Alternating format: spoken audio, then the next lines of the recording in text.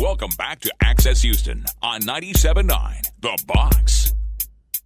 You're listening to Access Houston. I'm your host, Kate Smooth. Welcoming on the program is a credit counselor, a motivational speaker, an author, a professional fitness competitor, a world-renowned fitness expert. Our very own Mad Hatter told me about this young lady.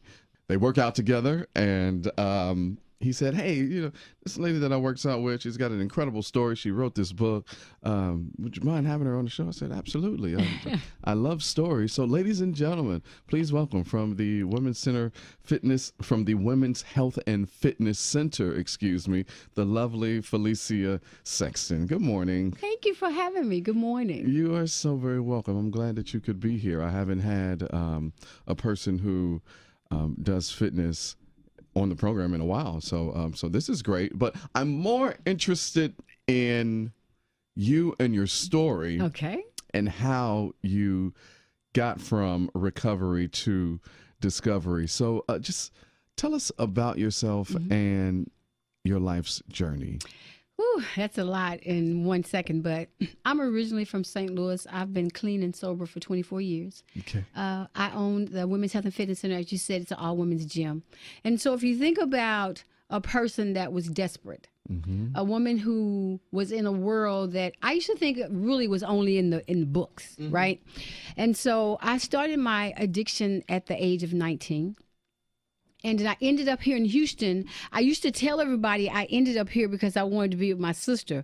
But the reality is I ended up here because I took a guy's drugs. And they ran me out of St. Louis. And so I had to come here. So my story is this. My story is a person that went from hopelessness, state of mind, not knowing who she was, doing drugs every day, wrapping her body with drugs, getting on a plane. I had a lot of umphs.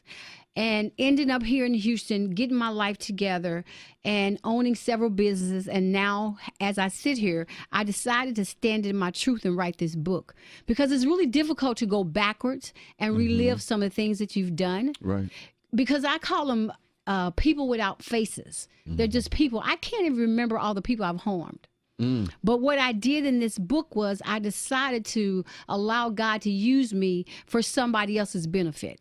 Because what we don't do, KG, is we don't stand in our truth. We don't accept what we've done, but yet we want to move forward like life is like everything's grand. Yes. It doesn't work like that. Yeah, because that's the biggest thing that people who want to do better, the hardest thing for one to do is to stand naked in the mirror. That's right. And look at yourself. That's right. And totally examine yourself. When you go to a psychiatrist or talk therapy, exactly. A lot of people don't make it through because they are not willing to face themselves. And the truth and themselves. Because we know all these people in the industries, all type of industries that have gone through any drug addiction, alcoholism, sex addiction, gambling addiction, all these different isms as I call them, but they don't want to talk about them.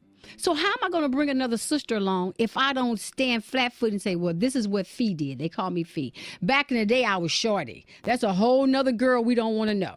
Right?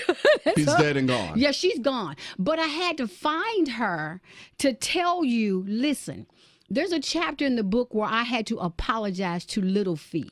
Do you know how hard it is to write a book apologizing to the little girl that didn't get the opportunity to live her dream out because she was running around with big money Hanks?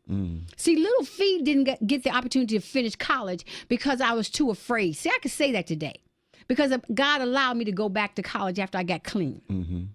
Little Fee, I had to sit little Fee down in a mirror and say, I am so sorry for putting you in a world that you had no business being in. See, I didn't come from a family that was clowning. My mom was a nurse. My dad was a construction worker.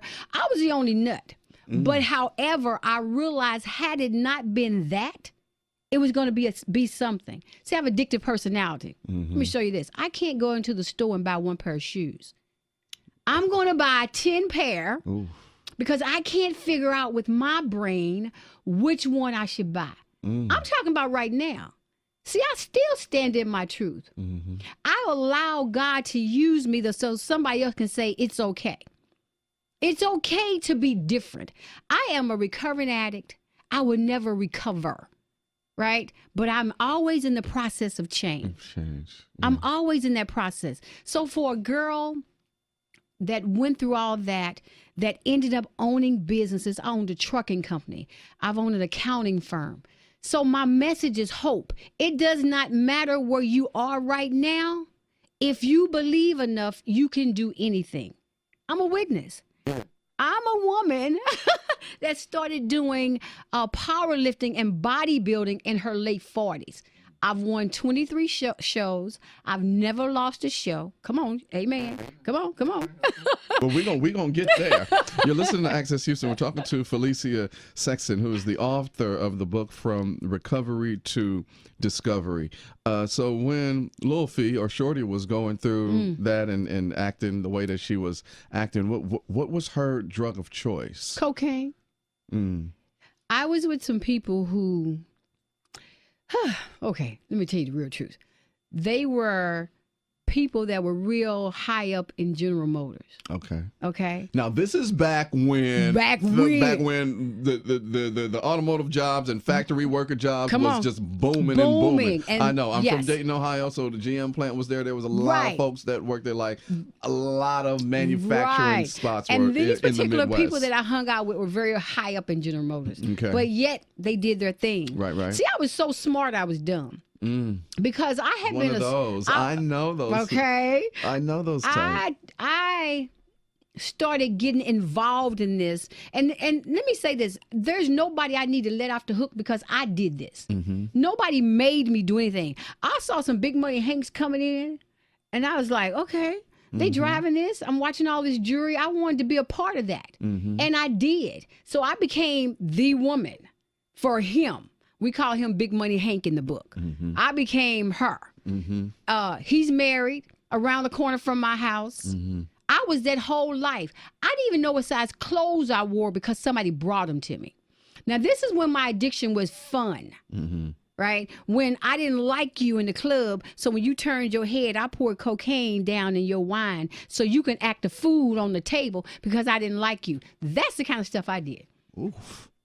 I hung out with people that you turned your back, somebody stabbing you in your back, like literally.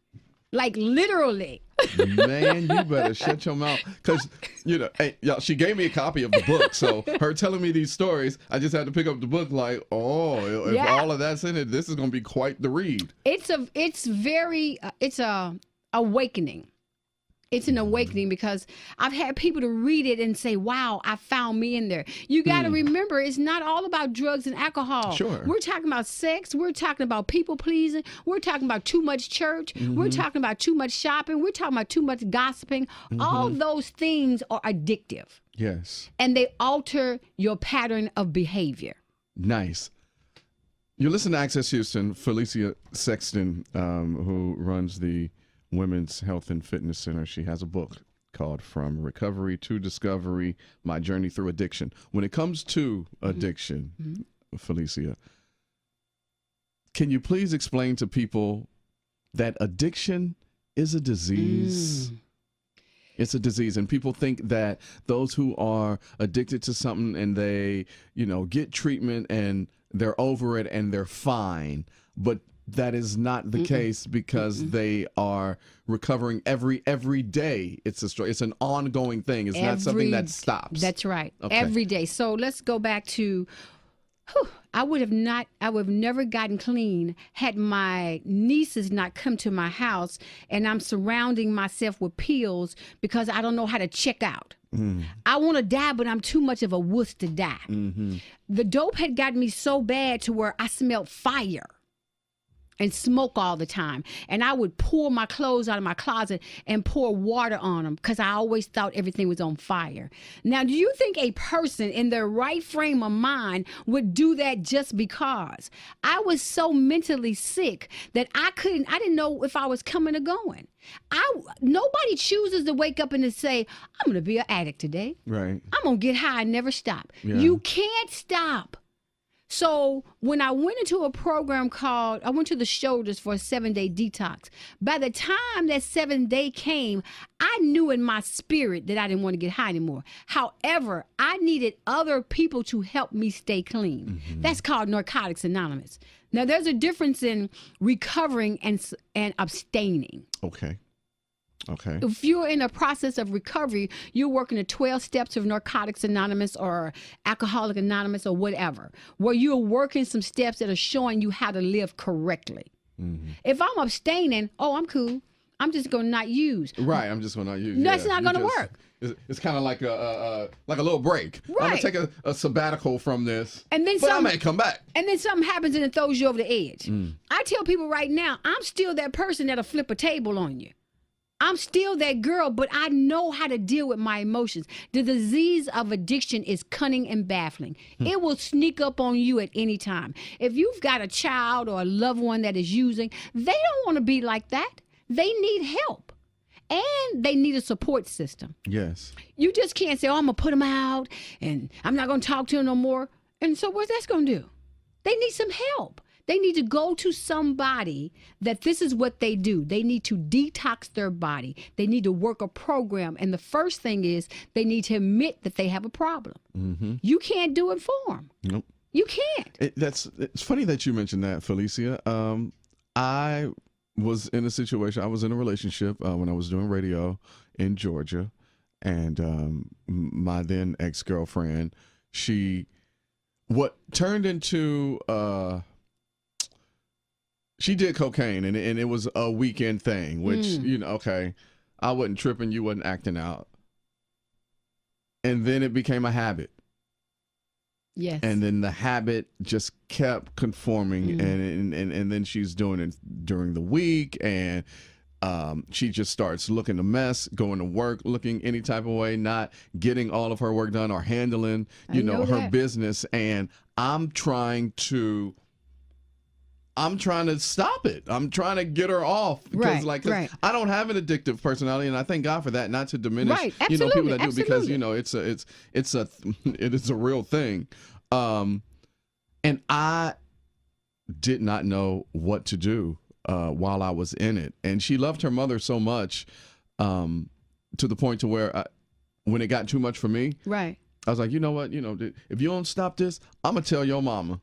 And really, in that moment. Right.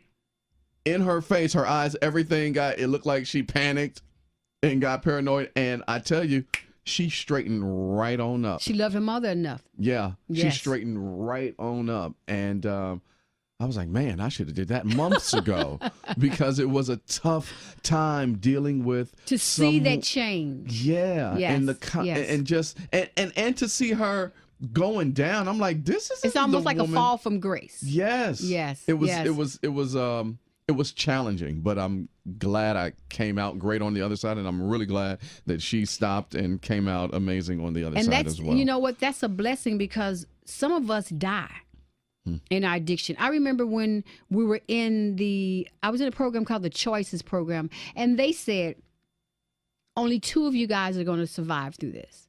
And there may have been 15 of us, and there are 2 of us alive right now. Shut up. There are 2 of us alive. And the thought of that sometimes is really eerie. And then I remember going to my first NA meeting, and they were talking about relapse prevention and how some of us have to relapse to stay clean. You remember I told you I was really smart. Mm-hmm. So I'm thinking, well, I'm going to go relapse so that I can stay clean. And they were like, that's not what it means. Everybody doesn't relapse. I've never relapsed in 24 years by God's grace awesome. and mercy. Amazing. I've never found it necessary to pick up a drug. Or just to go back to that life. No. I know that really well. See, I know that. I could write 20 books on that. Mm-hmm. But what I didn't know was how to live. You remember I told you I didn't know what size clothes I wore. Somebody bought my clothes. Yeah. So my world was turned upside down. When I went into recovery and tried to straighten my life out, I remember that I stopped really living mentally at a certain age.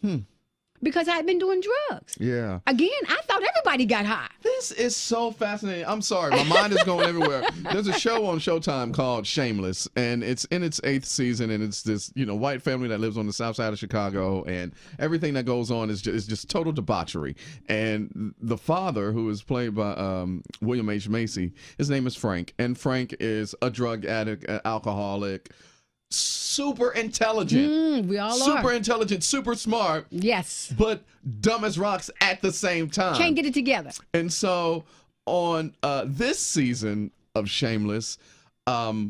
He smokes up so much crystal meth, and the mother of his children, she dies, and then as he's there, like sending her off and finishes off, the drugs, he has this spiritual awakening. Yes. And he changes himself. And as the season is going on, and I'm like, okay, Frank, you're going to go back to being just right. Stupid old Frank. Right, crazy see Frank. how long this lasts. Yes, right, crazy Frank. Yes. Right. But he is sticking with it. And so when he was telling his kids, like, your mother, when I met her, I was in my early 20s, and, we had a fast love and everything was great, and she was kind of like my kryptonite and kept me there and introduced me to all of this stuff, and now that she's gone, I can free myself. And Frank is talking about mentally and spiritually. Oh, wow. How he is now, he was in his 20s and going through the motions in his 20s, and then bowed. And he says, like, okay, so right now I'm in my, early mid 30s, and this part in your life. And then this past episode, he was like, okay, so here now I'm in my 40s, and this is, so to hear you say that, that's true. And to hear this character on this fictional show that is on TV. It's true. It's true. It's true. And him finding himself mentally as a man being there going through life stages. That is true. fascinating. This is blowing me away. It's that really true. It all kind of connects. It connects together. And sometimes I have to catch myself. First of all, I've been truly blessed. Let me just say that again. As a recovering person of 24 years, not to have had a child in my addiction, some things in the book you need to read. My son was born when I got clean. To grow up in recovery, and everybody that I knew, like high school friends, done all these things. See, my life just starting.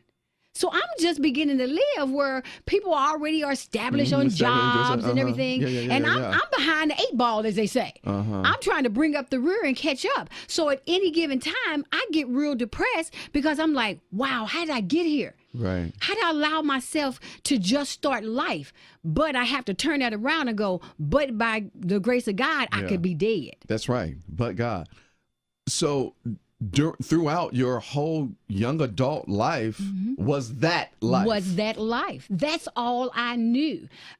I'm hanging out, with people in their industries that are getting high at boxing matches, and I'm doing all this stuff that I thought everybody did. But my disease began to take on a life of its own. See, at first it was fun. Right. But when I started hanging out with some people that Big Money Hank didn't know about, that was smoking. Come on, let me just tell you the truth. Then I started sneaking out at night and going over here hanging with these people, because this crew over here, he would have had a heart attack. But I started sneaking with this guy at night, and they're smoking. By this time, I done taught myself how to cook it, how to do all this. I'm just telling you. Listen, listen here. You need to find somebody to write you a screenplay. I'm telling because you. I see this movie. Talk about a trap queen. I see this movie. And then I moved to Houston, and it gets worse. The minute I get off the plane, I get here, I meet another Big Money Hank. So I'm like, do I have it on my forehead?